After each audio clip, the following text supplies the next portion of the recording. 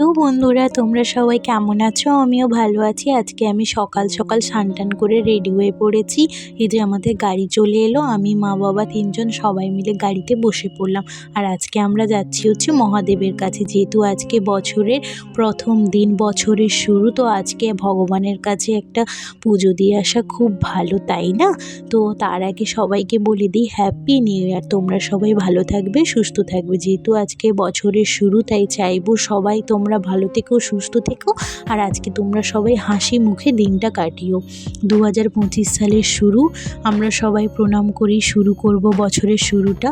তো কার কেমন কাটবে আমি সেটা বলতে পারছি না। আমি ভগবানের কাছে কামনা করি যেন সবার 2025টা খুব ভালো যায়। আমার জীবনে 2024 সাল খুবই খারাপ ছিল। তো তোমাদের জীবনে 24 সাল কী ছিল আমি জানি না, কিন্তু 24 সালে আমার অনেক কাছের মানুষ হারিয়ে গিয়েছে। শুধু 11 জন নয়, অনেকজন আমার কাছ থেকে কাছের মানুষ হারিয়ে গিয়েছে। তো আমার সেই 2024 সালের কথা মনে পড়লে খুবই কষ্ট হয়। তো সেই 2024 সালের কথা না ভাবাটাই ভালো। তাই আমি 2025 সালে পা দিয়ে ঠাকুরকে প্রণাম করে বলতে চাই যেন আগের সালের মতো যেন এই সালটা না হয়, যেন এই সালটা যেন একটু ভালো হয়। হয়তো আমি 2024 সালে দীঘা গেছি, ওখানে গেছি, এখানে গেছি, আনন্দ করেছি, কিন্তু হ্যাঁ, সেটা সাময়িকক্ষণের। কিন্তু যেটা মনের ভিতরে চলে সেটা কখনো কাউকে প্রকাশ করে বোঝানো যায় না, তাই না? যেটা যার যখন যেটা হয় সে তখন বুঝতে পারে। সামনে দিয়ে একটা মানুষ হেসে চলে গেল, কিন্তু তার মনের ভিতরে যে কত কিছু চলছে সেটা কেউ ওপর থেকে দেখে বুঝতে পারে না। কেউ যদি সেটা ভেতর থেকে মেশে, তখন সে বুঝতে পারে যে মানুষটার ভিতরে কতটা দুঃখ, কতটা হাসি, কতটা কান্না আছে। হ্যাঁ, আমি বুঝি দুঃখ, হাসি, কান্না সব কিছু নিয়েই মানুষের জীবনের শুরু। কিন্তু হ্যাঁ, সব কিছুর একটা লিমিট থাকে। কিন্তু আমার জীবনে 2024 সালে একদম কান্নায় ভরে গেছি। আমি আর 2024 সালের কথা মনে করতে চাই না। আমি ঠাকুরের কাছে কামনা করি যেন 2025 সাল যেন আমার স্বাভাবিক মানুষের মতো সময়সীমা কাটুক, যেন একটু ভালো কাটুক। 2024 সালের মতো যেন আর কখনো যেন আমাকে না পরিস্থিতিতে পড়তে হয়। আর আমরা ঠাকুর মন্দিরে যাওয়ার আগে দীঘার সায়েন্স সিটি দেখতে পেলাম, আর সামনে ডাইনোসর দেখতে পেলাম। আর এই যে আমরা ঠাকুর মন্দিরের কাছে পৌঁছে গেলাম। কী বলতো, 1 জানুয়ারি এই সময় একটু ভিড় হয়, যেহেতু বছরের প্রথম দিন সবাই চাই ঠাকুরের কাছে একটু পুজো দিতে। তারপরে এই যে ঠাকুর মন্দিরে পৌঁছে গেলাম, আমাদের সবথেকে প্রিয় স্থান, প্রিয় জায়গা, যাই কিছু বলতেই পারো। এই যে তারপরে 3 জনের জন্য 3টা ডাব এনে বাবা এখানে টিকিট করছিল। টিকিট করে তারপরে আমরা পুকুরে গেলাম। পুকুরে হাত পা ধুয়ে মুখে একটু জল টল দিয়ে তারপরে এলাম প্রসাদ আনতে। প্রসাদ আনার পর তারপর আমরা ঠাকুর মন্দিরে পুজো দিতে যাব। আর কি বলতো, আমরা যবেই ঠাকুরের কাছে আসি আমরা 6 লিটার, 7 লিটার, 9 লিটার এরকম দুধ নিয়ে আসি। এই যে এটা হলো ঠাকুরের কাছে মানসিক করা ডিল, কেউ নিতেই পারো। এই যে দুধটা দেখাচ্ছি, দেখো আমাদের এখানে ডাব্বাতে দুধ আছে 6 লিটার কি 7 লিটার এরকম। এবার আমরা 7 লিটার দুধ নিয়ে এসেছিলাম। তারপর ঠাকুরের কাছে পুজো দেওয়ার পর আমি এখানে প্রদীপ, ধূপ এগুলো জ্বালাচ্ছিলাম। তো ঠাকুর মন্দিরের ভিতর তো আর কেউ কখনো ক্যামেরা করতে পারে না, যদিও করতে পারে আমি কখনো করি না। আমার কেমন একটা লাগে ভেতরে ঢুকে ঠাকুরের ভেতরের ছবি তোলাটা আমার কেমন একটা লাগে, সেই জন্য আমি কখনো এরকম করি না। তো তারপরে এই যে পুজো টুজো দেওয়া হয়ে গেল, দিয়ে দেওয়ার পর এবার মা বাবা আমি সবাই বাইরে গেলাম। বাইরে গিয়ে খেলাম এখানকার একটা প্রিয় তরকারি, আর আলুর তরকারির মুড়ি আছে, আমার খুব ভালো লাগে, সেটা আমাকে খেতেই হয়। তারপর খাওয়া দাওয়ার পর এখানে ঘুরছিলাম। ঘোরাঘুরির পর আমি একটা, এই জিনিসটা আমার দেখে ভালো লাগছিলো, লক্ষ্মী ভাণ্ডারের মতো ওপরে টাকা ঢোকানো যায়, এটা আমি একটা নিয়েছিলাম। আর ভোলা বাবার জন্য একটা ত্রিশূল নিয়েছিলাম। আমাদের বাড়ির ঠাকুরের ওই ত্রিশূলটা একটু খারাপ হয়ে গেছে, এই জন্য সেখান থেকে আমরা একটা নতুন ত্রিশূল নিচ্ছিলাম। আর একটা হচ্ছে ভোলা বাবার অলংকার, এই যে এটা, আর বেলপাতা নিচ্ছিলাম। ওখান থেকে নেওয়াটাই ভালো, যেহেতু ওখানে একটা ঠাকুরের জায়গা, তো ওখান থেকে নিলেই মনে হয় ভালো হয়। আর একটা এই থালাগুলো দেখে ভালো লাগছিলো, মা তখন বললো একটা থালা নিয়ে নে। আমি বললাম ঠিক আছে, একটা থালা নিয়ে নাও। তারপরে এই যে ঠাকুরের গ্লাসটা, এটাও ভালো লাগছিলো, এটাও নিয়ে নিলাম। তারপরে নিয়ে নেওয়ার পর এবার আমি গাড়ির ভিতরে উঠে পড়েছি, আর বাবা আর মার কিছু একটা কথাবার্তা চলছিল।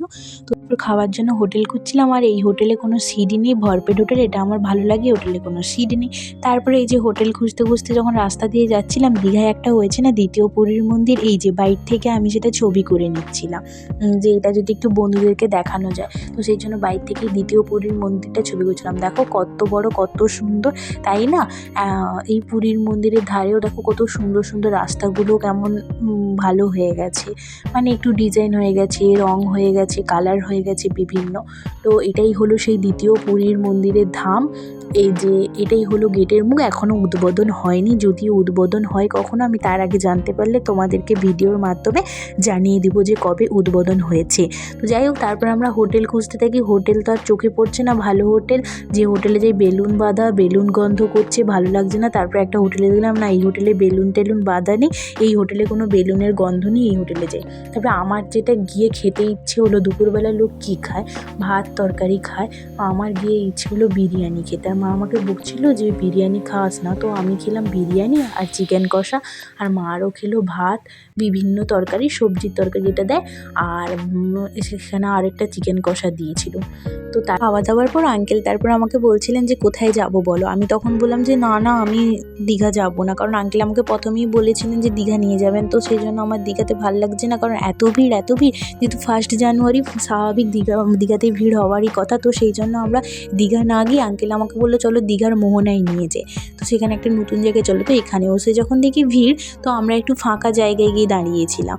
তো এখানে দেখো কত কত কত লোকজন, ভিড় যেহেতু আমি দেখাতে পাচ্ছি না ক্যামেরাটা উঠিয়ে, যেহেতু নিচের দিকে প্রচুর ভিড় আছে।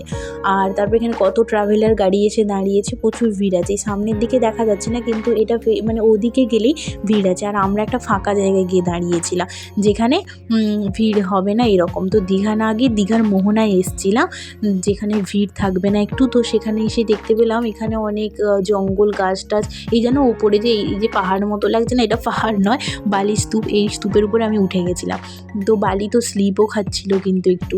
তারপরে এখান থেকে নেমে এলাম, আমার মা বকছিল যে এই উঠেছিস কেন, তো সেই জন্য আমি নেমে পালিয়ে এসেছি। তারপরে আমি নিচে নেমেছিলাম, তো নিচে নেমে একটু গেলাম জলের কাছে, দেখে এলাম জলটা। তো তারপরে জল দেখার পর তারপরে এই দেখো কত দূরে জল চলে গেছে, যেহেতু এখন ভাটা হয়ে গেছে, তো সেই জন্য। তারপরে মা বললো চল এবার চলেই যাই বাড়ি। তো আমিও ভাবলাম না এবার বাড়ি চলে যাই, কারণ অনেকক্ষণ ঘোরাঘুরি হলো, আর একদিনে যদি ভাবো সব কিছু করবো সেটা কখনো হয় না, মানুষের একটা কষ্ট বলেও তো থাকে, তাই না? তো যাই হোক, সকাল থেকে না খেয়েছিলাম ঠাকুরের কাছে পুজো দিব বলে, তো সব কিছু একটা মেনটেন্সের ব্যাপার আছে। তো তারপরে না খেয়ে থাকলে না অনেক সময় শরীর অসুস্থ হয়ে যায়, গ্যাস অ্যাসিড অনেক কিছু হয়ে যায়। তো যাই হোক, ঠাকুরের কাছে এসেছিলাম, তো সেই জন্য গ্যাস অ্যাসিড কিছুই হয়নি, শরীর সুস্থ ভালোই আছে। তো তারপরে আমরা বাড়ি চলে গেলাম। তো চলো, আমি তো আজকে 1 জানুয়ারি তোমাদেরকে দেখালাম কেমন কি কাটলো, কেমন। তো তোমরাও নিশ্চয়ই বলো 1 জানুয়ারি তোমরা কোথায় গেলে, কেমনভাবে আনন্দ করলে, কি আনন্দ করলে, তোমরাও নিশ্চয়ই আমাকে কমেন্ট করে জানাবে, তাই তো? তো চলো, এখানেই আমার ভিডিওটা শেষ করছি। ভালো লাগলে লাইক করে দিও। টাটা বন্ধুরা, তোমরা সবাই ভালো থাকবে। আর হ্যাঁ, আমি কি বলেছি ভিডিওর প্রথমে, তোমাদেরকেও হাসি মুখে থাকতে হবে। তোমরাও চেষ্টা করবে যে 1 জানুয়ারি, এই শুধু 1 জানুয়ারি না, সারা বছরটাই যেন হাসি মুখে থাকার, তাই তো? টাটা বন্ধুরা।